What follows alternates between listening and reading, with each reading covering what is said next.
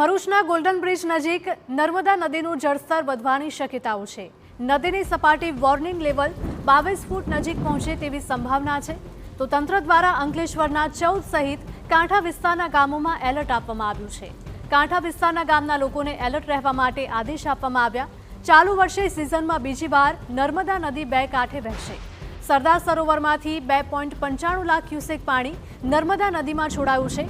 હાલ નર્મદા નદીમાં ગંભીર પૂર જેવી ચિંતા નથી।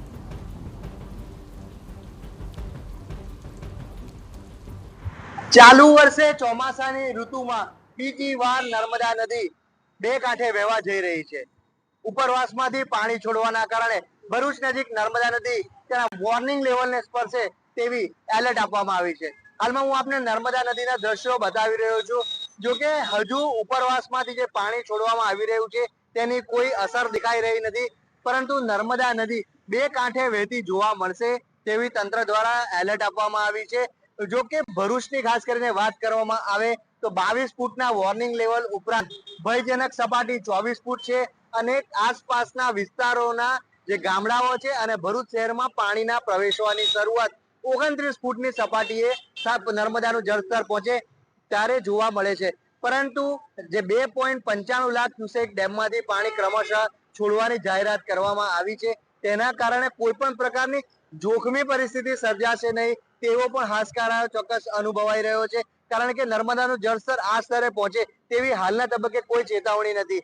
લગભગ 2.95 લાખ ક્યુસેક પાણી માત્ર નર્મદાનું જળસ્તર ભરૂચમાં બે કાંઠે જોવા મળશે, છતાં પણ તંત્ર દ્વારા એલર્ટ જારી કરી નર્મદા કિનારે તમામ બોટોને લંગારી દેવા સૂચના આપવામાં આવી છે। હાલમાં આપ જોઈ શકો છો કે નર્મદા નદીમાં બોટો દેખાઈ રહી નથી। જે સ્થાનિક લોકો છે તેમને પણ કિનારે ન જવા માટે સૂચના આપી દેવામાં આવી છે। તો સાથે સાથે ગામના તલાટીઓ અને સ્થાનિક પોલીસને પણ એલર્ટ રહેવા સૂચના આપી દેવામાં આવી રહી છે। જે ઉચ્ચ અધિકારીઓ છે તે સ્થિતિ ઉપર નજર રાખી રહ્યા છે।